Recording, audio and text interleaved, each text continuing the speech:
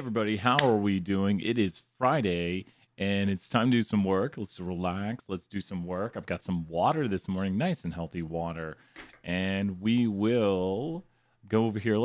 I did something yesterday. I built a baseball simulator. We did it in 320. So I'm just going to kind of show that at the start of the soft hours. And I think we're going to do some 201. But if you're here, ask some questions.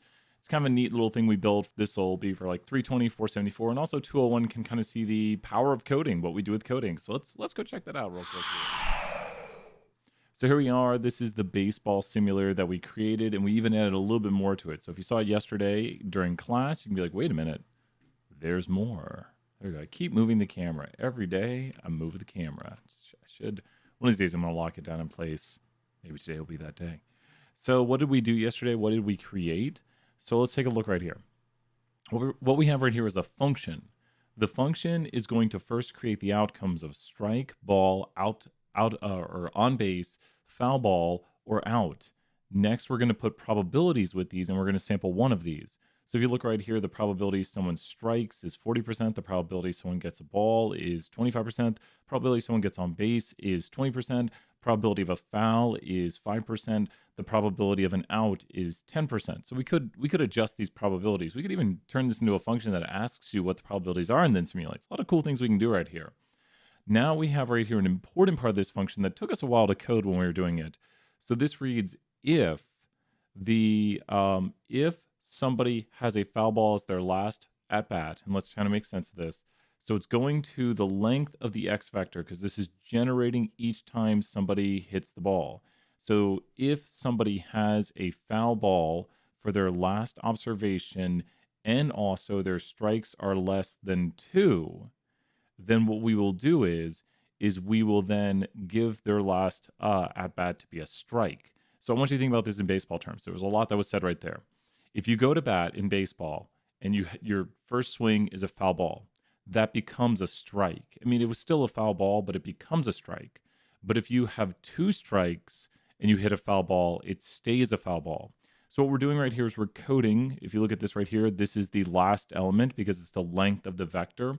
So we're going to how many bats you've had. And if the last thing you had was a foul, that's what this code is doing right here. If the last thing you had is a foul and you have strikes that are less than 2, so if you have 0 or 1 strike, it'll turn that last thing into a strike, which was a foul. So both of these things have to be true. You have to have a foul ball as your last observation, and you have to have less than 2 strikes. If both of these conditions are met, then the code inside of these code brackets right here will run, and that's the way the if works.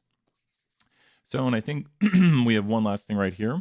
We have the while loop right here. This continues a person at bat. And just think about when you would stay at bat. So let's make sense of line 8 right here and think about when would someone stay at bat. Someone would stay at bat while their strikes are less than 3, while their balls are less than 4, while they're on base, which means they got on base, is less than 1. And we did right here a logical equals, but we could have also done while their outs are less than 1. So we're just saying they have not gotten out, they have not gotten on base, they have not struck out, and they have not gotten a walk. So if these things have not occurred, someone will continue to stay at bat. So what the while loop does right here is it checks this condition right here. Every time the while loop is about to start, it looks at all those conditions and they're connected by ands. So all of those must be true right there. Every single one of those conditions must be met. They must have less than 3 strikes and less than 4 balls and less than 1 on base, which means they haven't gotten on base, and less than 1 out, which means they haven't hit the ball and gotten out. So if all these conditions are true, it'll run the following code right here. And the following code right here is what actually brings up their next at bat.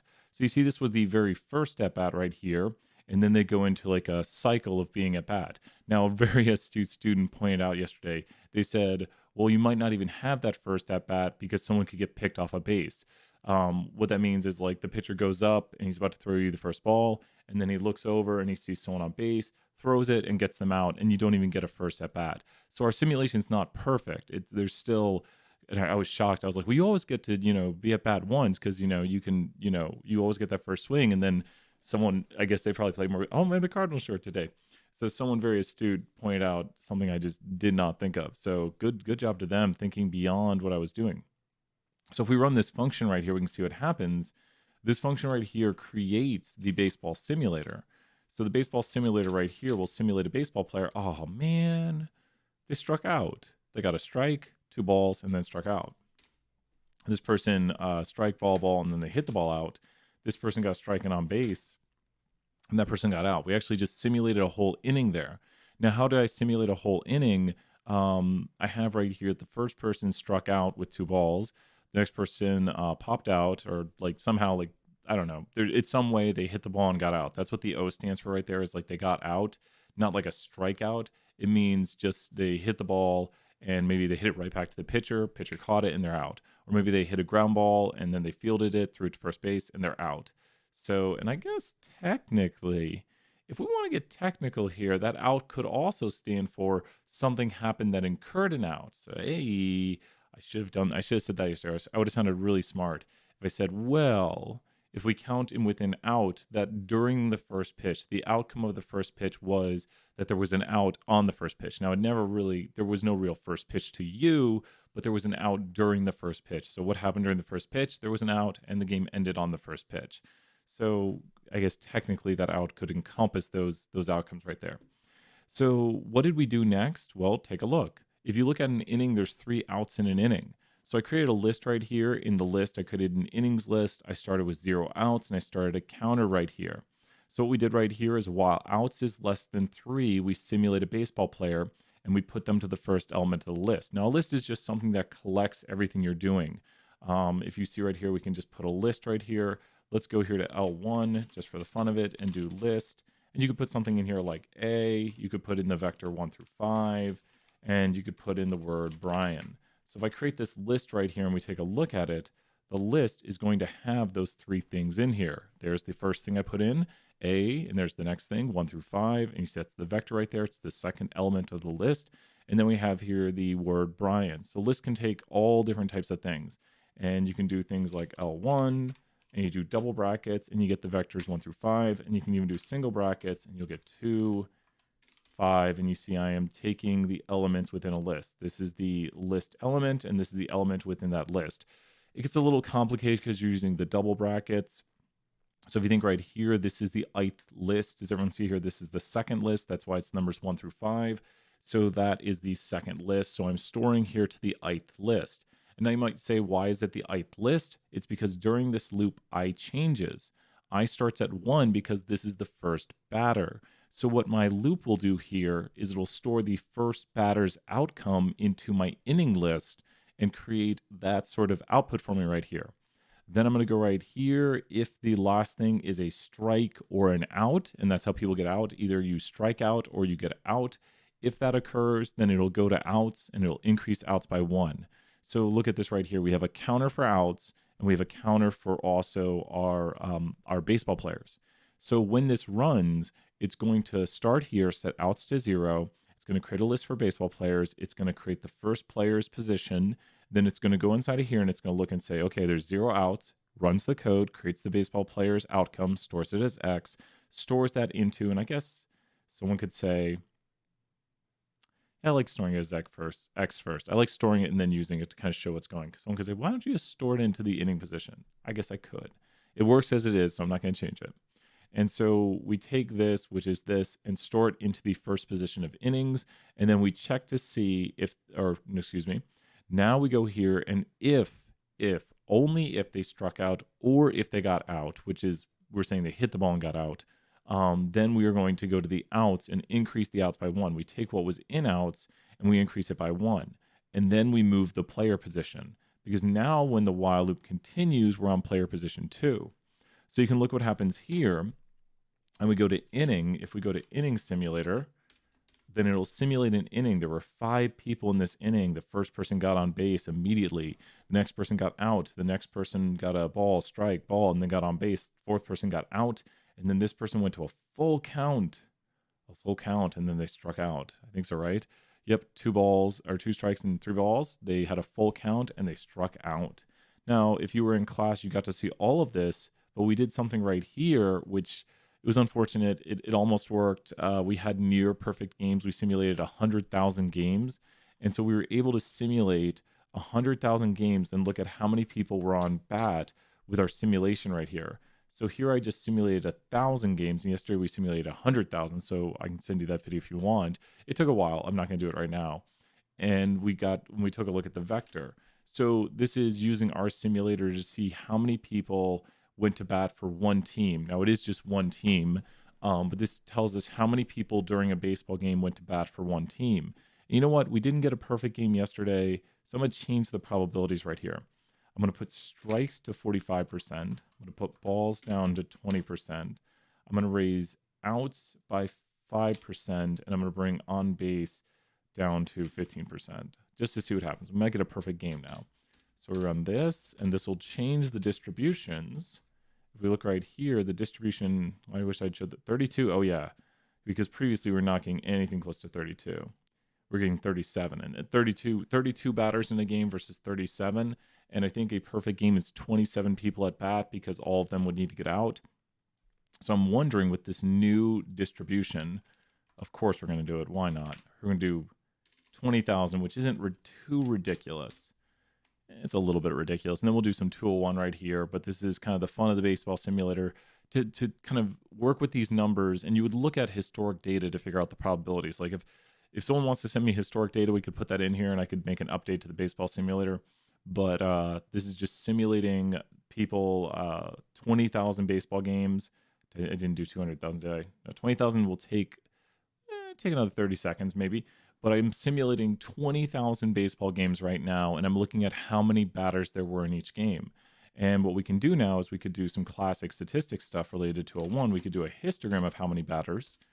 And it looks close. I don't know. We didn't get 28. We got like 30. I mean, that's where the bin start is. So I think it is 30 is the min. 32. Ooh, it's at the... Wow, 32 is like a... Oh, of course, it goes to 35. The bin right here, just... the bin goes from 30 to 35. So there's an observation in here that is 32. And there might be multiple ones because the heights of the bar. And we could look at this vector by sorting it. And I could report only the first maybe 20 elements so the screen doesn't go crazy. And it's so crazy to me that we got a 32 before. We kind of got lucky. I don't know. We'd have to keep working with this. And what did someone say? I think someone said there's only been like 23 perfect games out of 400,000 games. The amount of perfect games for how many games there have been is ridiculous. So, you know, perfect games are very few and far between. So maybe our simulator is accurate right now, but we could work with the numbers and see what we get. But that's got it. That is the simulator. Let's hop back to the future right here. Let's do this. Okay, so we're going to pull up some 201 right now and work on some of the problems there. Let me go and grab that. If you have questions, feel free to ask. I know it's Friday, but we can do some work. We can do some learning. We can review some correlation right here. I am going to Pearson, grabbing the correlation assignments, and we can take a look at it here in just a moment. Let's see, correlation quiz. I did a lot of this yesterday, and my goal today is to do the remainder of it so people can see and get some advice for these questions. Okay, here we go. I've got it up. Let's go over to the main screen right here. And let's do this. Okay, we are on the main screen. If you're in the chat, feel free to say hi. We're going to review some of these questions right here, and let's take a look. If we assume that the conditions for correlation are met, you should know these conditions instantaneously. They are QQ, straight enough, no outliers. And those are the 3 conditions for correlation. We'll be doing 4 conditions for regression. Regression is QQ, straight enough, no outliers, plot doesn't thicken. And if you're wondering, watch this. Class is over. 2 seconds. If you are wondering what the conditions look like, what are these conditions for correlation? Let's take a quick look right here. I'm going to do the thing where it... Oh, I've got all my extra highlighters. Why does it do that every time? Until I reset it. QQ means that this X variable and this Y variable are quantitative. That's what QQ means. Straight enough means that we have a straight line. And so this would be straight enough right here. It doesn't have to be perfect, it just has to be straight enough. This down here is not straight enough. It's sigmoidal shape. And this would be a mosaic plot right here. And so mosaic plots would not meet the condition. So let's put, do I have the red pen? I don't have the red pen. Let's put checks on these. That's quantitative. This is straight enough. And down here, we're going to put some like red on these. These are not good. These are bad ones. So you can see the bad examples down below. If you have mosaic plots, you can't do a scatter plot and you can't do correlation. So correlation does not apply to categorical variables. So you can't say things like gender is correlated with height. That's categorical quantitative. It only applies to quantitative. So we need QQ, which means two quantitative variables. When you hear me say QQ, it means two quantitative variables. And when you hear me say straight enough, it means that a straight line is good enough. It doesn't have to be perfect. It just has to be good enough. The last one, no outliers, is maybe the most obvious because it says no outliers. So the condition is no outliers. So you look at your graphic and you make sure it has, but you're wondering, suspense. Wait for it. That's Price is Right. We don't want to get copyright striked. Supposed to be on the wow button. There's no outliers up there. We'll play the wow button in a moment here. But down here, there's going to be an outlier. So if there's an outlier, and people might wonder, what is an outlier? It's something that goes away from the bivariate trend. So the further it is away from the bivariate trend, the more of an outlier it is. And so this is the error down here. I'm drawing like the good example up top and the bad example down below. So you have here no outliers. No outliers. So to like compare and contrast, good has no outliers, bad has an outlier. Up top, condition 1 is quantitative variables, but I call it QQ. People wonder, why is it QQ? Because it's two quantitative variables. Condition 2 is straight enough. People sometimes think I say straight and up, but it's straight enough. So when we say, there's a U there. When we say straight enough, we're just saying a straight line is a good approximation of it. It doesn't have to be perfect. So QQ, or quantitative variables, means two quantitative variables on the X and the Y. Examples of things that do not meet this would be a mosaic plot. A mosaic plot is not, hey, Rocky Top, how you doing? And so we've got the conditions right here if you just want to see, and we just reviewed the conditions, QQ, straight enough, no outliers, and just kind of a good and bad version of them so people can see. For project 1, should we use the formal given in the project 1 instructions or the one in the SI Zoom? Well, what? I haven't seen the SI Zoom. Should we use what format did they give? Have you seen the video, Rocky Top, that I put out? I need to watch what SI Zoom put out. Like, I feel like I need to immediately watch that to make sure everything's on track. Hopefully, I assume it's on track, but I would, here, and let me mention briefly right here. Here's what, like, my announcements are. They just use a different font. Oh yeah, font and heading will be fine. That's not too big of a deal. The biggest deal is going to be the content. So with really what I'm seeing, the big problems, like I think I've mentioned this a lot via email too, and it's kind of why I sent the email last night. I've been reviewing a lot of things, like executive summary issues, bad things. Let me say bad things. Errors, we'll say errors. The errors I'm seeing people make, and I said this via the announcement too, but no introduction to what we are doing. Like, people jump right into, we analyzed the days of the week people came in. Like, well, what is this for? What company is this? What is this for? Like, don't say it's my statistics project, but say this is an analysis for blank blank company on the blank blank. Make sure the company, it's like addressed to the company to start. Like, make sure it's like, here's what this is about to be about. It's like the very first sentence in like the introduction to a book. Like this book, just think about it's going to give you like context to what you're about to read, which we always need context. A huge thing is no numbers are given when summarizing results. Now, don't go through and just copy paste from down below in the report and just put numbers in. Like, don't just go grab and be like, oh, blah, blah. Don't do every single number. It's like, if you think about the big things here, and I use this one as an example. If you think about with the pie chart and the bar charts showing you most and least common days, if you're going to say this was the most common day, you might mention the percent of business that day makes up versus the least common day, which makes up this percent of business. And just think about the way I'm phrasing this. Like, let's just say I work for Hard Knocks Pizza, and I say Saturday is our busiest day, which makes up 40% of our revenue, as opposed to Monday, which is our slowest day, which makes up 2% of our revenue. And that's why we're choosing to close on Monday. And I think Hard Knocks is closed on Monday. but they maybe made this business decision after looking at their revenue sources and saying 40% of our revenue comes from Saturday and 2% of our revenue comes from Monday. So we're going to use Monday to like restock and everything. I have a question about the project. Do you want us to turn in paragraphs in a separate Word file or the one Word file?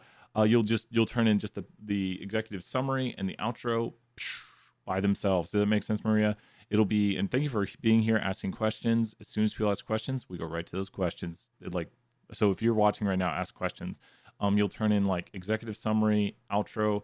If you're fearful, just let me look over it and I'll be like, yep, that's what we want. Quickest way, if you can say, hey, take a glance, make sure this formatting is correct. And I'm just seeing a lot of, don't worry. Let me just mention briefly why this project is so important. Writing a good business, just think about this. The business wants a report that is actionable, and they want a report that they can like quickly make sense of. That's what an executive summary exists for. It's for the executives to get like a 4-page report and then have like a paragraph that takes up, like half of a page or so. Like half a page is pretty good. Like if your executive summary and your outro take up the full page, pretty good. Take up 3/4 page, pretty good. Watch out if they're getting a little small there. But if the executive summary summarizes everything they need to know, and I don't think people get this, like, let me put this. No suggestions in executive summary. Someone should be able to read your executive summary and then not read your result report. Sometimes I just write a word. I know this sounds crazy, but think about this. It's like an elevator pitch. It's like everything you want someone to know. It's all the important stuff that like, here's what we're doing, here's what we found, here's what we're gonna do.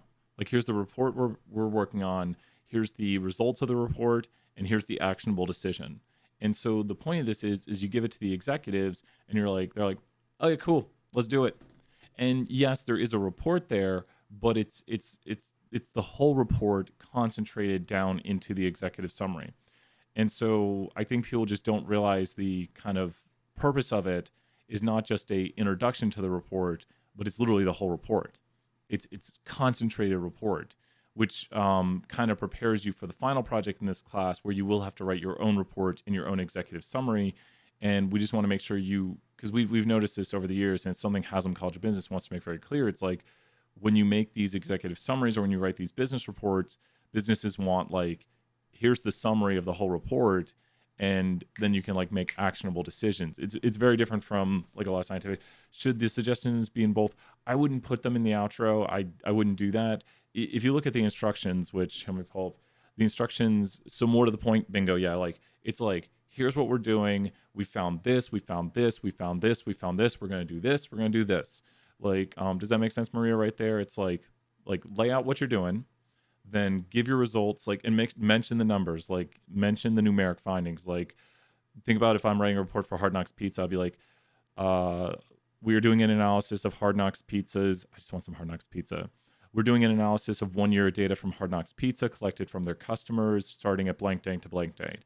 The analysis found that the busiest day was Saturday, comprising 40% of net revenue, compared to Monday, which Monday was their slowest day, which comprised 2% of the net revenue. And notice how the numbers really make it clear. Well, Saturday gives 40% of the revenue, and Monday is 2%.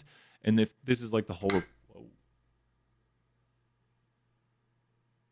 thought I broke. What did that hit against? So that's my elbow. So if then my actionable decision might be at the end of it, from this analysis, we are recommending that Hard Knocks Pizza increase workers on Saturday and close on Monday to clean the restaurant and prepare for the week. Saturday is just like the big day. That's the end of my report. What I'm trying to emphasize is Saturday is the big day that we need to make sure we make as much revenue on Saturday, and Monday is maybe we'd be better spent with our time kind of like getting the restaurant back to almost prepare for the next Saturday, because Saturday makes up 40% of our revenue. So why would we focus on serving pizza? I mean, we're Hard Knocks Pizza, so we should vote because we're awesome. And we should, 2% of our revenue comes from Monday. And I think they are closed on Monday. So you look at how businesses might make decisions based on the data. And that's the whole point. Like, this is a data-driven class, a data-driven report, data-driven decisions. So, and it's business decisions. We like it. And outro errors. So we kind of hit upon this right here, that in the outro, people are, it does say, like, if you read the stuff written about how to do this, it says, like, provide a brief summary, but then it says the most important parts of this will be your future ideas. You can mention stuff, but think of it like an 80-20. If you're 80% rehashing the results, that's a bad thing. If you're 20% rehashing the results and then you're going 80% new ideas, and new ideas wouldn't be like, we should do this because of the data. New ideas would be like, Hard Knocks Pizza should look into their top specialty pizzas. Like, this is something that they were looking at their customers' visitations. But you could say, for future reports, we need to analyze the specialty pizzas and how they impact customer retention. Figuring out if customers order those same pizzas again would be beneficial to Hard Knocks Pizza, and figuring out maybe here's a big thing companies look at. You don't want to just get the same customers, you want to get new customers. So maybe we've lost customers because we took away a specialty pizza. Like, our net profit might have stayed the same, but we might have lost a certain subsection of a population. So maybe an analysis of specialty pizzas. I just really want some Hard Knocks Pizza. But notice how the original report was looking at the days of the week the customers visited. And now I'm saying we should probably look at this additional variable here. And that's just kind of an example. Who's like, does not examine new ideas that are outside the scope of the current report. And also simply goes through results.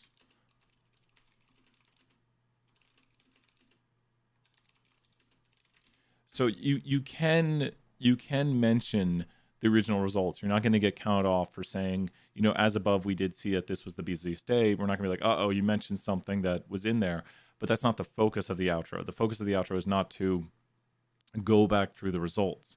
The focus of the outro is to kind of say, like, because of this, we're going to investigate this. Like, the busiest day was Saturday, so maybe we should analyze what people are ordering on Saturday. So think about that. Like, when I look at Hard Knocks Pizza, I can use something like the busiest day was Saturday. So a comprehensive, we are looking to get a comprehensive breakdown of the menu items ordered on Saturday to figure out how to best, increase the happiness of our customers and make more pizza. Is everyone with me right here, Maria and Rocky Top? Does this make sense right here? Kind of the goals of these, that you can think of the outro as the where do we go from here. I always compare it to Marvel movies or Back to the Future if you watch the other video. But in the Marvel movies, the outro, if you think about the first, more spoilers, if you think about the first Iron Man is the whole movie. You just watch the whole movie. And then when you get to the outro, Nick Fury appears and he's like, I am Iron Man. And he's like, I want to tell you about the Avengers Initiative. So he references the movie. He references I am Iron Man, which is like the last line of it's the last line of the movie. And Nick Fury is like, hey, where do we go from here? We're going to do the Avengers. And so the outro uses the movie just a little bit, and then it adds more to it. You're getting something new that wasn't there before.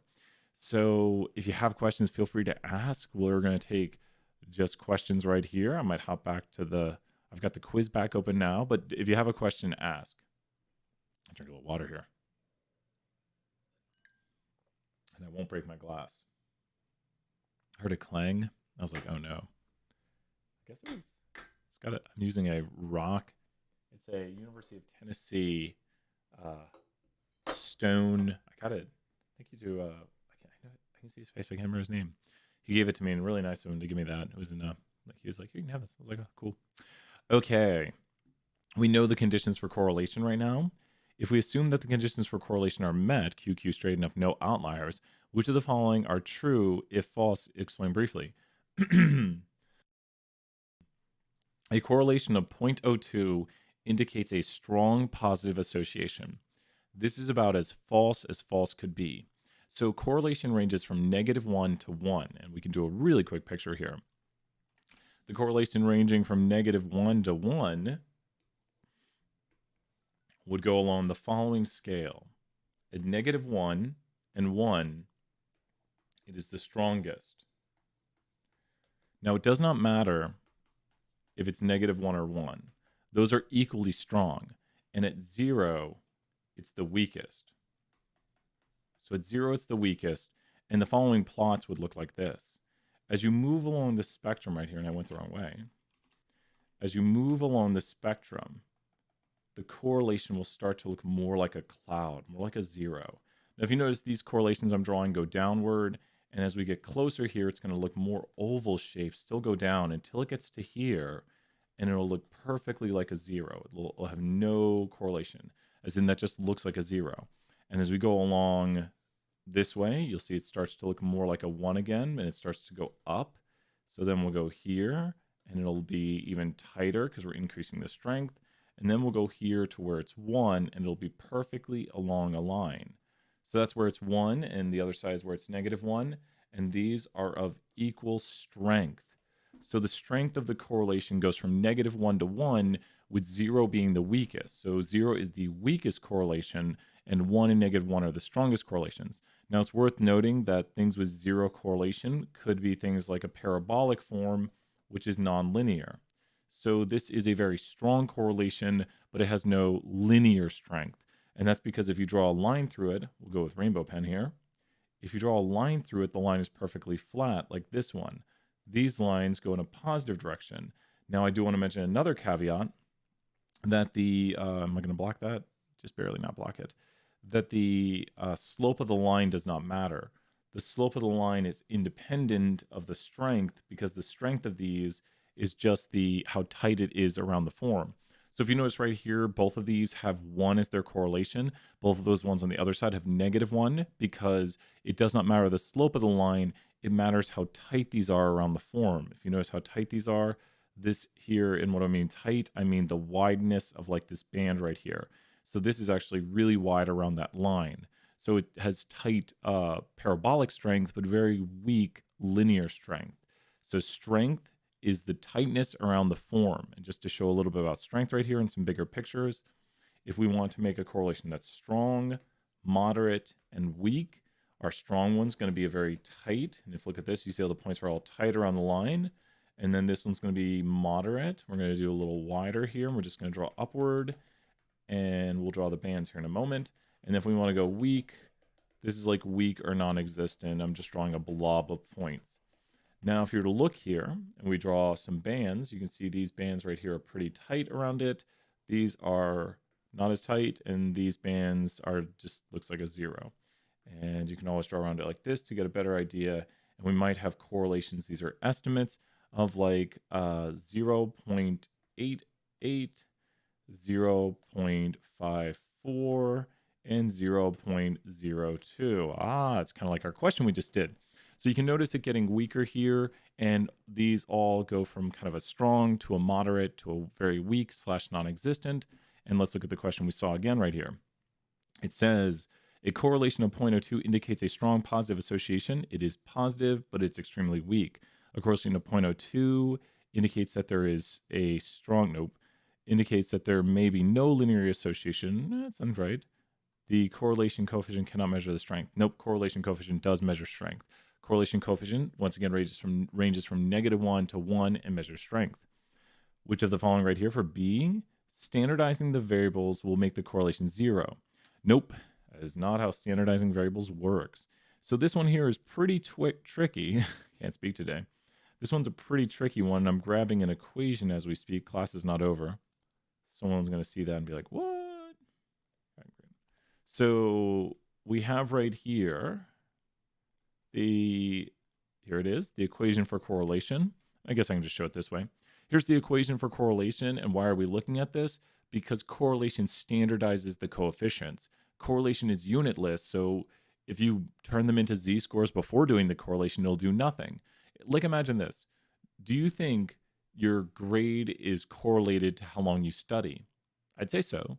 Notice how I never mentioned any units. I didn't say your grade in percentage or your grade in points. Like, you could get an 80% on a test and get, that would be 16 out of 20 questions. Or you could talk about how long you study in hours, minutes, seconds, years. You could even say, I studied for 0.01 years. That'd be a long time. That'd be like 3 days or 3.5 days. I guess you could say that. I mean, are we talking the whole time or are we talking like that's, yeah. I studied for 0.01 years. Friends are like, you use weird units of measurements. Like, yeah, I'm Brian Stevens. What do you expect? And so changing the units of measurement doesn't change the correlation between the variables. Variables will be correlated either way. So standardizing the variables make the correlation 0? No. The statement is false. Nope. Standardized variables would, nope. Changing the units of one or both variables, or in this case, removing the units by standardized value, will not affect the values of the correlation between these values. That is the right answer because they're standardized anyways. Correlation is done on standardized units, as in it doesn't matter if you talk about, let's say, you say the probability of snow is correlated with temperature. Well, it doesn't matter if we do the temperature in Celsius or Fahrenheit. We talk about the probability going up or down. Like the colder it is, the more probable it is it snows. It doesn't matter if you go to you correlate the temperature and probability with Fahrenheit or Celsius. It'll be standardized either way, so we don't have to worry about this. So we should be right on that one too. C. And adding an outlier can dramatically change the correlation. That couldn't be more true. Like you can select true here, but to show this one off right here, why this is true, we're going to hop over here to the correlation simulator and we can just demo it real quick. We need to do library. And if you have a question, feel free to ask. We have a really good review of this one right here. Like we've done an excellent understanding of what's going on with this question. If I could type today, there we go. And let's go core demo. And let's look at the core demo. So this is just a demo that does correlation for you. And we want to see that changing or adding an outlier can dramatically impact correlation. Now, correlation is R. Now watch as we make R. There's R. R is 1. And then I'm going to add in one outlier down here, and all of a sudden it's negative. And then I'm going to add one outlier up here, and all of a sudden it's positive again. So you can have a very strong, this is a perfect positive correlation. You remember R being 1 is the strongest possible. And then if we put a point over here, it becomes 0. So now this is a non-existent weak correlation due to 1 point. We put a point down here, and now it becomes negative 0.48. So it went from being a perfect positive correlation to a moderately weak correlation, moderately negative correlation. So you can see how 1 point right here is making a strong positive correlation non-existent, or even weak or moderate negative. How about if we were to take a non-existent correlation, like boom, boom, boom? Did I do it? Oh, didn't do it today. If we took a non-existent correlation like this right here, which this is 0 basically. I'm trying to get 0, but I can't. This is my life goal. Hashtag goals. Oh, really? There we go. We got 0. Remember how the blob is 0 right there? That there's no correlation right there. And then we take 1 point over here, and all of a sudden it's almost 1. So 1 point has turned a non-existent correlation into a positive correlation, very strong positive correlation. How about if we had a negative correlation like this? Now we have a strong negative correlation, 1 point up here, moderate positive, and then we put a point right here, and weak negative, we put a point right here, and it's basically 0. So what can an outlier do? Anything's possible. That's what we got right there. End of the sound effect. Sometimes I turn off my sound effects and forget. Check answers. Woo! Not today, my Pearson. Not today. It's so easy to misread one of these. It's so easy to misread stuff. If we assume that the conditions are met, QQ straight enough, no outliers, plot doesn't. QQ straight enough, no outliers. No plot doesn't think it yet. That's for the next chapter. Which of the following are true? If false, briefly explain why. A correlation of negative 0.98 indicates a strong negative association. We've already got some notes on this today. Let's take a look at our notes again. Here's our notes, and if you look, and we could put some gradient on here. So we could put negative 0.7. So negative 0.7, negative 0.4, 0.4, and 0.7. So you can see the gradient right here as we go across. Do remember that the slope does not matter. That's what I'm showing right here. The slope of the line does not matter. And then in the middle, we're only measuring, if you're wondering what's going on here, I'm going to shade it in red. If you're wondering what's going on right there, that means that correlation only measures linear strength. So if you do have a parabolic form, it is still strong, but it's strong nonlinear. So we will get a correlation of 0 for that right there. So is this negative strong association? That's about as true could be. Multiplying every value of x by 2 will double the correlation. Now, this one, you might be wondering, would it double the correlation? Let's check out. And there's a really easy way to see that it won't double the correlation. Think about this. If the correlation is 1, could you double that? No, you can't double 1 because correlation is between -1 and 1. So the statement has to be false, just kind of with the first idea of could you double the correlation of 1? Like if you doubled all the numbers and then you found the correlation, would the correlation be 2? And no, it wouldn't. So what would it do? Well, in some ways it won't change it. I'm pretty sure it's not going to change it. I usually just don't double my numbers. But we could do a quick example right here, and we'll do it in jump. So let's take, and we're going to double, did it say doubling all the numbers or doubling one of the numbers? Multiplying every value of x. So it's just one of the vectors, one of the variables, I should say, for our class. So let's go here and let's go to height, and let's go to weight. And we're just going to do 5 data points. So we're going to have a height of 50 inches, 55 inches, 60 inches, 65 inches, 70 inches. There we go. And then we go to weights. And I know these are going to be ridiculous, but we're going to do 80, 100, 120, 140, 160. Are those aren't so bad, are they? They're not so off maybe. But let's go here and let's go to weight times 2. Weight 2, and we'll do x times 2. And we'll make this clear that this is our x variable. So we're seeing if weight explains height. So does somebody's weight explain their height? And we might have a really strong correlation right here. We shouldn't have perfect, should we? Let's add in a little bit of variation on this. 90, 135, 145, 144. There we go. Okay.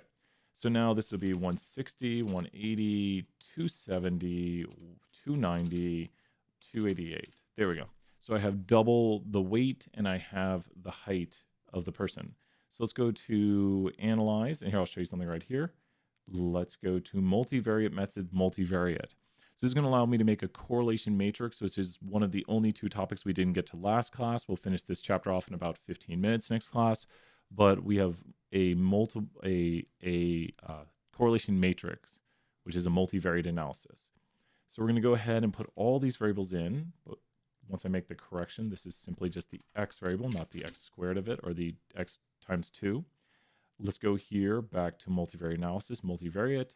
Let's grab our variables, put them here, and click OK. And let's take a look.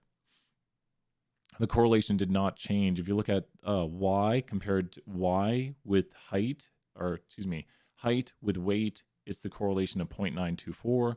Height with weight times 2, 0.924. I can't speak. And these matrices look the same right here. You can see height with x right here. That would be the one we'd look at here. And height with x times 2. Same thing going on. Same correlation. Kind of looks like the Big Dipper right there. And we would have that the correlation would not change at all. So the correlation will not change. We have compared this. It will divide the correlation by 2. That doesn't make sense either. It will quadruple it since 2. So many interesting answers. The units of the correlation are the same as the units of y. This is actually from a previous thing we just did. The units of the correlation are not the units of y. The units of the correlation are unitless. Correlation is just measuring the linear strength. So this is false right here. The correlation have no units, and we should be good. We've done it. Once again, this little thing right here, that little equation, you don't need to memorize it. You won't be solving it in this class, but understanding that correlation is unitless, things are converted to z-scores, and because of that, there is no correlation in terms of height, inches, temperature, or things like that. Correlation is just a measure of the linear strength when we're doing Pearson correlation specifically. And I'm not going to mention because there's Spearman correlation, but we're just doing Pearson correlation in this class. But if a statistician happens to be watching, which every once in a while one watches, so someone's like, hey, that's me. So we'll do this next one right here. This one gets a little, is this the tricky one? This one's a little tricky. I say that in case I get it wrong. Let's take a look right here. So when I look at these, I need to kind of understand what's going on with each of these. So in graphic 1, we have a very strong negative linear association. In graphic 2, we have a moderately weak negative linear association. And you have to think, does a line go through this? And to kind of, we're going to draw this out here. I have gotten one of these wrongs. This is where I see a lot of the A students get like one question wrong. If someone gets one question wrong, it's usually this one. And so hopefully I don't get it wrong. So let's first think about this. Are these linear associations? To see if they are linear, we're going to draw through it. That's linear. And to see if it's linear, you just have to ask, does the line go through the middle of it? And what do we mean by the middle? Is it kind of equal distance from the top and the bottom? Don't worry about how tight it is around it, because that's the strength right here. Is this linear? No, because if you draw a line, you just can't do it. This is very strong, but it's not linear. So the bottom graphic is strong nonlinear. Don't forget strength, direction, form, unusual features. So when you look at this, you have to ask the strength, and this is strong. That's weak, moderate, and this is strong down here at the bottom. Next, we get to strength, direction, negative, negative, and this one's neither. And then we get to form, linear, linear, not linear. Unusual features, no real outliers. Unusual features would be like an outlier down there, and there's no real unusual features. So you have to remember to go through strength, direction, form, and unusual features, and then you can probably get the right answers here. Let's hope. So which scatter plot shows no association? This is where I'm worried, because 2 is pretty weak. None of the scatter plots. Which scatter plots shows no association? None of the scatter plots. That's a nonlinear association. Which scatter plots shows a negative association? 1 and 2. Which scatter plots show a linear association? 1 and 2. This is linear, it's just weak. You're not gauging the strength, you're just gauging the form right here. Which scatter plot shows a weak or moderate strong association? That's very strong. That's this is very strong. This is where I'm going to get one wrong. Does it say 2? Oof. I wish someone was here and be like, it's 2 and 3. It's either going to be 2 or 2 and 3, and this is where I get scared. This is where I get scared. Moderately strong. Is that moderately strong? I think it's pretty strong. I think it's stronger than moderately strong. Subjective words are the worst. This is definitely weak right here, so that it's definitely 2. If I get one wrong, it's going to be that this is 2 and 3. Which scatter plot shows a very, not just moderately strong. So it's saying, you can just skip this moderately strong right here. It's just saying which scatter plot shows a very strong association. And it's going to be graphic. Wait, what? Oh, good. This saves me. We got it right now. Because remember down here, I was debating if this was strong or moderately strong. It doesn't say just 1 right here. So I'm really glad that we get to pick 1 and 3, because it's saying this is very strong. And it's saying this down here is also very strong. So because both of these are showing up here, I feel pretty safe. Of course, we got 100. So once again, I was able to deduce, since I was between saying 2 and 3 here, because I was worried that I was thinking 3 might be moderate. This is the strongest of them, even if we account for the form of it. Like, this is the strongest linear, and this is still pretty strong nonlinear. And the reason I was feeling good is because they didn't have an option for just number 1 here. They had 1 and 3 was the only option I could pick with 1. It's not 1 and 2, obviously. So 1 is obvious and 3 was iffy for this answer. But since, yeah, if there was just 1, like if it put like 1 here instead of 2, I would have been worried. I'd been like, I don't know, is it calling this? So yeah, that's a pretty tricky one. That's a tougher problem. The subjective words are the worst part. We've got a very similar thing right here. Now be careful. I think that one up there is going to be the tricky one up top. If you see, we basically have the same sort of stuff. We only have one really good linear relationship right here. This one is super weak. And this one here is strong but not linear. So you will get a 0 correlation. It's strong but not linear. And this one here is super weak. Which scatter plot shows no association? The answer is number 1, shows no association. Number 2 is just nonlinear. Which scatter plot shows a negative association? None of them. None of them go downward. Which scatter plot shows a linear association? So 1 is like no association. There's nothing going on with it. It's not that the line is the wrong form. There's just no association. So we're going to go with answer 3 here, because it's the only one that a line really explains the data for. A line could go through this and not really be bad. So I'm a little worried about that 1, 3, but I think I'm in line with what my Pearson wants, because it's saying that a line actually would do something, not just that the line would go through it well. We'll find out what my Pearson thinks about that. Which scatter plot shows a weak or moderately strong?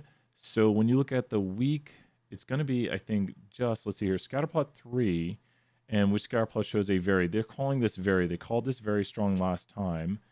And so which scatter plot shows a weak or moderately strong? They're calling it that. Boom, right there. Done these ones a lot. They're kind of tricky. These are some of the toughest ones. But you can see some of the answers right here, which maybe will help you. This right here, they're calling moderately strong.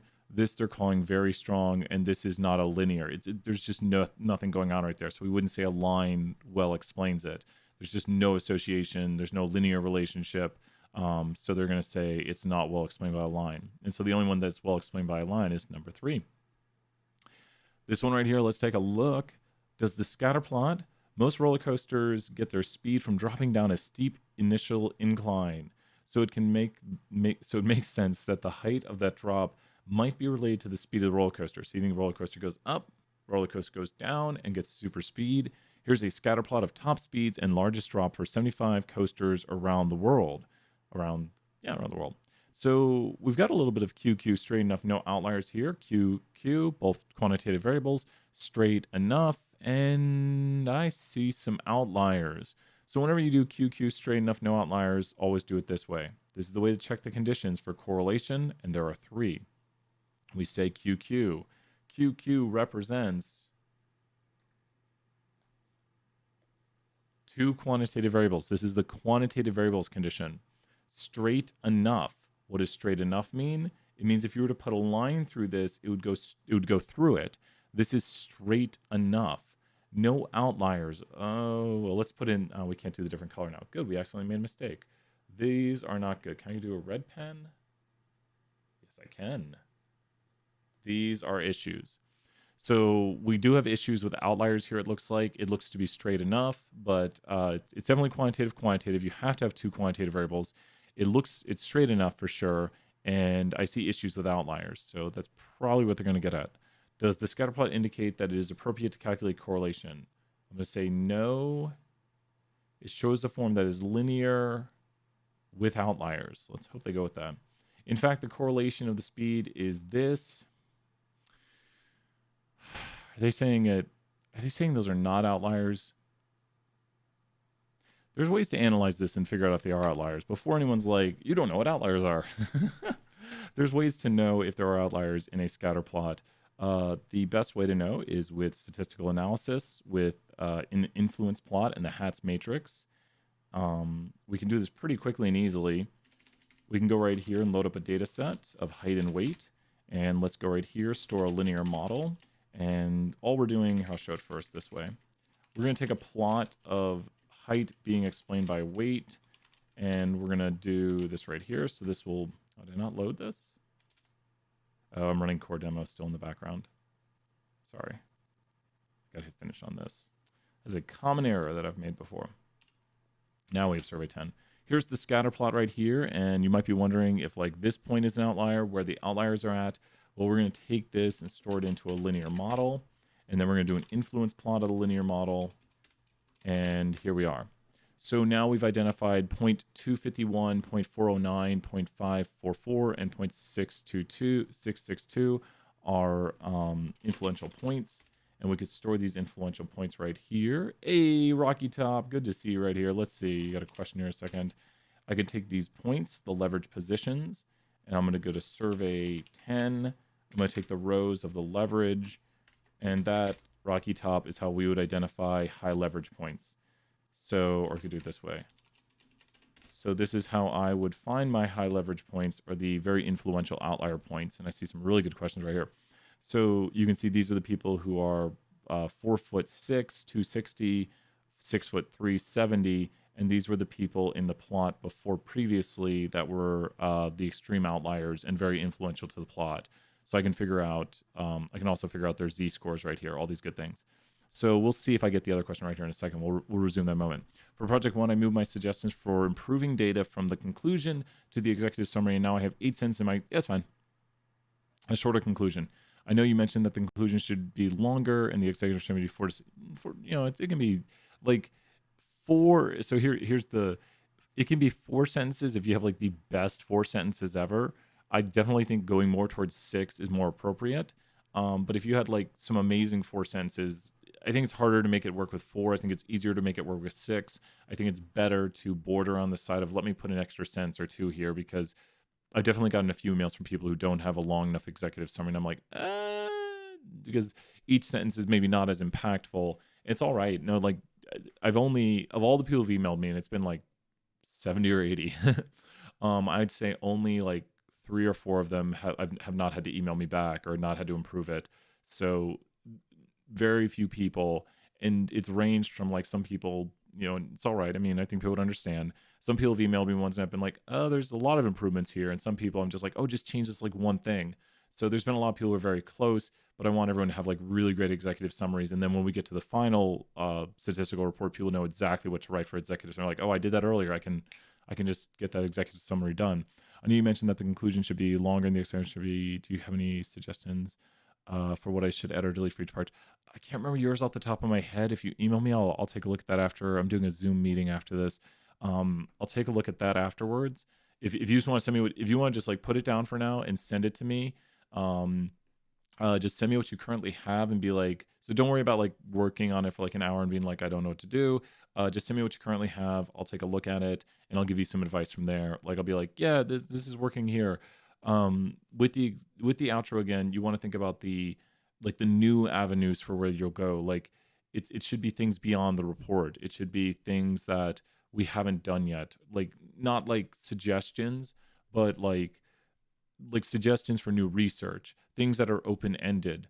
Things like think about my Hard Knocks Pizza suggestions, like we should be collecting data on what people order on Saturday. Like I found out in my report that Saturday was the busiest day, so we should be collecting information on the sales we have on Hard Knocks Pizza on Saturday to figure out the distribution of what pizzas are being ordered to help with both ordering things to keep them in stock and maybe run certain specials. So I'm taking what was in the report and I'm just lightly mentioning it. Like I'm not going to be like, here's the wrong way to do the outro. We found that Saturday was the busiest day for Hard Knocks Pizza, with 40% of net sales being done on Saturday. And Monday was the slowest day, with 2% of net sales on Monday. I've already said that in the report and the executive summary. Here's the right way to do the outro. Knowing that Saturday encompasses 40% of our sales, additional research could be done to fully understand the distribution of pizza sales on Saturday.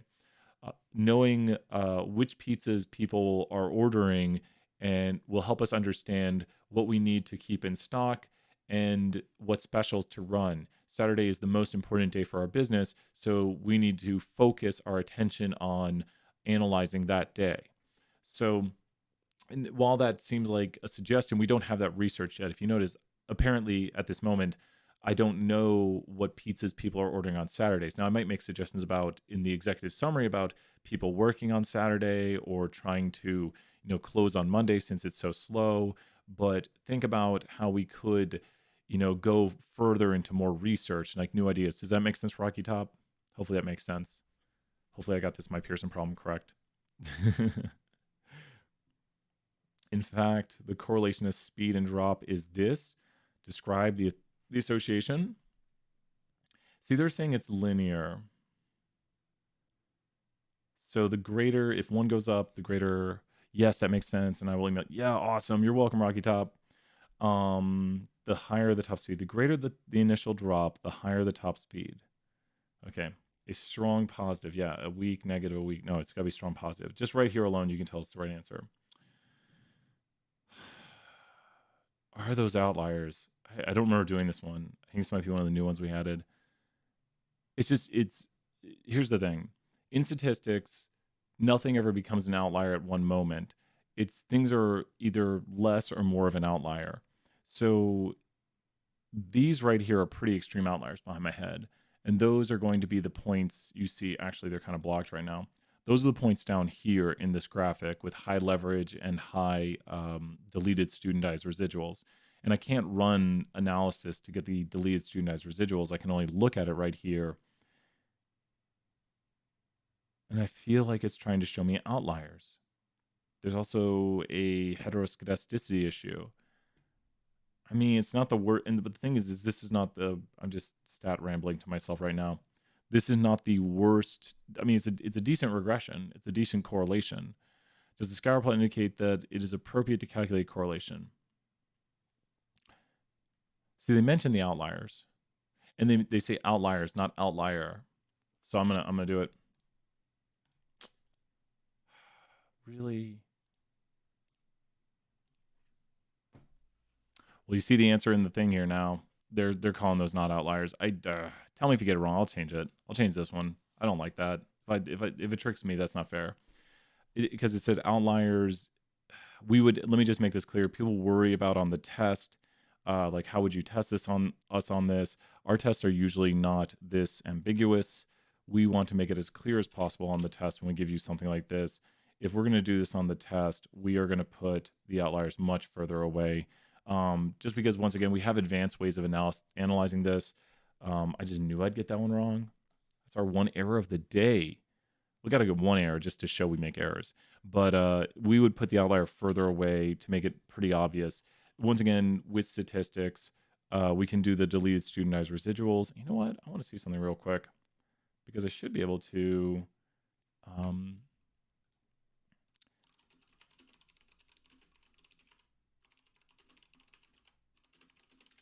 Let me see here. Measures of influence. Is it deleted studentized residuals? Whoa.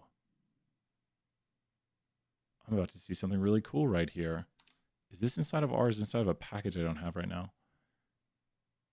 I think it's inside of a package. OLSRR. Oh my gosh, this makes my day. I'm about to be very happy right here. I don't think I have this because this is not going to show up. Yeah. So it's OLSRR. Install packages. OLSRR. I might spend a little bit of time looking at this right here. Okay, so now I should have this function once I load the library. Library OLS, ordinary least squares regression or something. OLS ordinary least squares regression. Cool. So now that I loaded this, it'll give me the plot. Okay. Oh, look at that. It's telling me the outlier. Perfect. Well, there we go. That's nice and easy. Don't you wish you had plots like this to just be like, yeah, that's an outlier. Oh, there's a lot of outliers. And it's using Cook's D and right there. So it's measuring the influence of the point. So it's doing it by influence only because Cook's D is influence. And leverage is the Hats matrix, I believe. Stat rambling. Threshold 0.006 for the Cook's D. And yeah, we've got 0.251. So Dr. Petrie's version of this came up with less results. But we can see those points again right here, 0.251, 0.662. Dr. Petrie's is less, it finds less outliers with this. And what else do we have for these plots?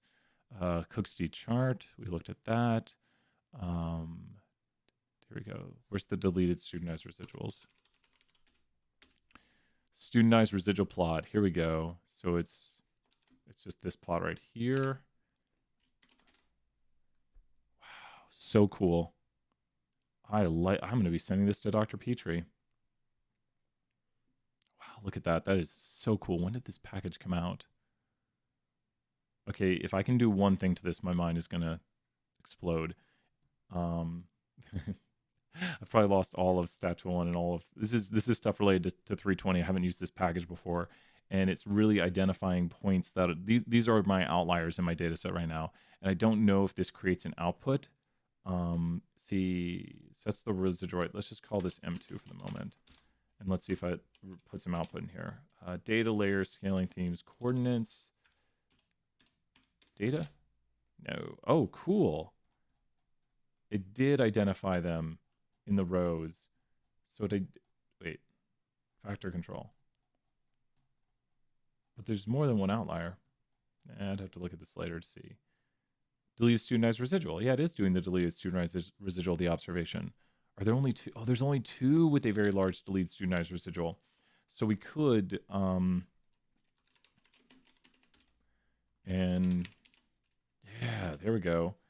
And cool. Yeah, so equals Now we know the coordinates. I mean, it's just going to show up this of these. There we go. There's all the ones that are outliers due to deleted studentized residuals. A little more work than we'd like to do that, but these are all the ones that it identifies as having a high delete. And we see the 119, if you can't see, 119, 251, 298, 119, 251, 298 are identified. And we could also like figure out the positions of the highest ones pretty quickly.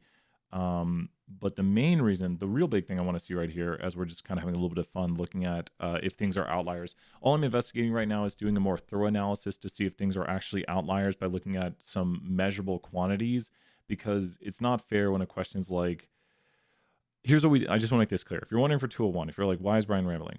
For 201, when we ask you if something's an outlier, we put it down here. We make it very, very, very, very, very, very, very, very clear. When we're like QQ straight enough and outliers, we would think that putting it right here is not really fair, because it's like, well, is it? Is it not? It's like, I don't know. But if we put it all the way down here, it's like, well, yeah, that's an outlier. We want you to just know the condition, because you're not expected to do the numeric calculations and stuff that I'm doing over here. You're not expected to get these, more advanced calculations. But something is going to make me really happy if the following works. And I'm worried it won't, but if Connor's watching, he knows exactly what I'm about to do. And we have it stored into, we need to do this right here. It needs to be this. Okay, let's see if this works. This will be awesome. So ggplotly, there it is. Did it work? I can't tell. It doesn't look like it really worked. Actually, I think it did. Oh my gosh. It's a Plotly graphic. Yes, it's got hover over abilities and it's got zoom in now. This is awesome that these graphics are Plotly compatible. So you could zoom in here and actually see the observations. And we've now created an interactive graphic. If you ever go to the web and you put those interactive graphics where you can like click things, what we've created is every one of our graphics is now completely it's completely interactive if we want it to be. So the second one I did was what was the second graphic I ran? The second graphic I ran was the deleted studentized residuals. I need to grab that code again. I just don't remember the name of the chart for it. Here's the deleted studentized. Oh, that's cool. That's a cool plot right there. If someone says, Brian, you don't like to code, they don't know me. So if we go to ggplotly, which is amazing, it turns plots into a Plotly object. And model right there, it's because they call theirs model, I call mine M. And now we run this. Amazing, absolutely astounding. This is cool. I'll be sending this to Dr. Petrie for him to check it out and see what he thinks about this. But now we literally have a graphic where we could go and we could remove all the, ooh, that does not do well. Oh, because the numbers are on the red. That's where it assigned them. They assigned them in the wrong spot. But you can see where the outliers are. You could also zoom in. We should be able to zoom in. I don't like that the numbers don't change size, but you could hover over and it does tell you the observation. It does tell you the deleted studentized residual on it. So really awesome right here. Really great plots. You could even zoom in to get a better idea of what's going on here. And is any 201er watching? Because do you notice where outliers begin for deleted studentized residuals? Do you notice where outliers begin? The outliers on deleted studentized residuals begin at -3 and +3. It's almost like we're using what again? If you think to 201, it's almost like we're using z-scores. So the idea of deleted studentized residuals is based on z-scores. It's actually based on t-scores due to the student t distribution. But what we're using right here is basically the same concept as a z-score. And then we're measuring a standardized distance of how far these are away. And it's deleted because their influence is removed from the plot. 320 will learn more about this and they'll have to know how to look at this plot. But this is one of the cool things about stats. It's about understanding the concepts behind it, not doing all the calculations yourself. I know more specifics on how these are calculated with like the Hatz matrix and other things. But in 320 especially, you don't go that deep because that's more of like a master's / PhD level. In 320, you have to know what this means and why we're looking at it. And the very, very short version of what this means is, like, what does this mean? It's that these points right here have a very large distance from the line itself. So this relates back to our original graphic we made so long ago. And let's just see that. here's the original graphic with the line through it. And these points down here at the bottom, which you're seeing, are very far away. So they show up in the deleted studentized residual plot. And I think it's because the lines are so thin, you can barely see them there. And so these are the points that are very, very, very far below. And it's doing the observations in order of which they occur. So a lot of cool stuff going on right here. It's a really cool package. I'll send this video to Dr. Petrie afterwards so you can check it out. Let's finish up some chapter 6 right here. I'll have to mark this in the video, like learning about the OLSRR package. And that's all because I got a question wrong. You see, we can learn stuff. We can be like, not today, my Pearson. Not today. We got a question wrong, but we're going to learn more about that. We did this one yesterday. I think this is where we got to, so we're actually full circle now. This goes to condition 1 for correlation. QQ straight enough, no outliers. We've talked about the conditions way earlier, and the condition that you start out with is 2 quantitative variables. So to make a scatter plot, you literally have to have a quantitative y and quantitative x. And then down here, we see that we have we could do a second graphic. So we don't want to do a mosaic plot here because we're not doing that. And so here's our mosaic plot example. We don't want a mosaic plot because that's categorical. And we don't want side-by-side box plots. Side-by-side box plots are going to be quantitative y and categorical x, because it'd be like someone UT versus Florida, and let's just go here, test scores. So this is categorical and this is quantitative, and you've got here like UT on the right and Florida on the left. Sorry, Florida. Sorry. But this right here is what you don't want to do, so let's put some shading over it right here. So that's what this question is asking about. It's saying that we're doing something like car make, and so car make is a categorical variable. So you can't do correlation, you can't do scatter plots. You can only do scatter plots when you have QQ, which means 2 quantitative variables. So on your x-axis and your y-axis, you'd have to have quantitative, and that's why I call it QQ. You're like, why do you call it QQ? Straight enough, no outliers.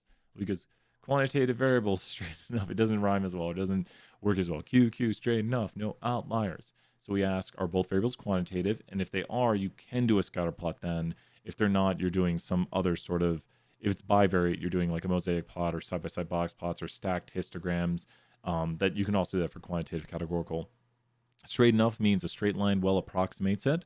So you see here that the curved relationship right here, the sigmoidal, which is logistic, the sigmoidal relationship would not be well approximated by a straight line. This one's straight enough. I know I put a little bend here at the end, a little bend here at the start. If it's straight enough, and then the no outliers, we will make it very clear during the test.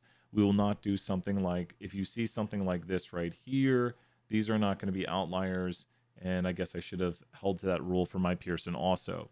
So if you see something that looks a little odd, those are not going to be outliers. This would probably pass our QQ straight enough, no outliers. On the test, we will make it as clear as possible that it's an outlier. So when you see something down there, and I guess my Pearson is playing by that too, they will make it very clear it's an outlier. Once again, we do have advanced ways to look at it if it is outliers, to see if there are outliers. We do have advanced ways. So can we do regression right, or can we do correlation, which leads to regression? Can we do correlation right here? No, because there's, no, since the type of car is not quantitative, we can't do it. And I did do the rest of these in the other videos. This one right here, if you see QQ straight enough, no outliers, we don't really have much going on right here. There is a weak, let's see here, very weak or possibly no association. So this looks like a blob if you look at it, especially look at this part, looks like a blob. Then you see over here, it looks like a blob. And we see right here, boom, another one destroyed, another question down. This one's one of my favorite ones. It was a little tricky when we first added it, but it goes back to the classic remembrance that we're using z-scores. So I want you to think about this real quick. I'll do this example, and then we'll probably head off here. If you have a question, feel free to ask. Good office hours today, a lot of good work. We want to go bigger on the font, not smaller on the font. Let's go right here, and let's think about test scores. If we were to talk about your test scores in the class, and the average in the class was a 50 because people made a 46, 48, 50, 52, and 54. Very small class, but the average is a 50. But then let's say Brian says, okay, I'm going to add 30 points to everyone's test. So well, now we'll add 40 points. We're going to be nice today. So 86, 88, 90, 92, 94. So after adding 40 points, original scores. Original scores. Here's the original scores of individuals, and here's the after adding 40 points to everyone's score. So when you look at it this way, I want you to think about the z-score for the mean. What would be the z-score for the mean after the 40 points? Well, it's still the mean. So regardless of adding 40 points, the mean would still have a z-score of 0. Now, we could check the other ones, but all the other ones are going to have the same z-score too, but the mean's the easiest one to understand. And how do I know this is the mean? I made a uniform symmetric distribution. If we were to graph this out, it would look flat, just so you can see right here. And there we go. This would look flat also right here. So it's a uniform symmetric with a mean of 50 and a mean of 90 right here. It's perfectly symmetric as things are above and below it on an even amount. So with this in mind right here, we didn't change the z-scores at all. So since the z-scores are not changed, we go back to our classic note right here that correlation's based on z-scores. So the z-scores are exactly the same. The z-scores are identical to what they've always been. So since the z-scores are identical, what happens to the correlation? Hint. Let's put our notes on this. The z-scores did not change, which are the standardization of x and y. Those did not change. The sample size is not changing either. The sample size is still just the same sample size it was. We still had 5 people. So that the n right there represents there were 5 people data was collected on. So let's just see again. We have not changed the z-scores. We have not changed the sample size. This just says add up these right here, the sum of x of the z-score of x times the z-score of y respectively, divide by the sample size minus 1. So those things are constant. Everything stayed the same and everything's constant. Correlation has not changed. So since the z-scores have not changed, nothing's going to change. So let's look at the question.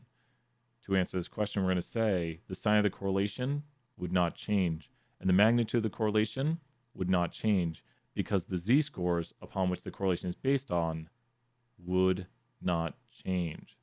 Boom. There we go today. Excellent work today.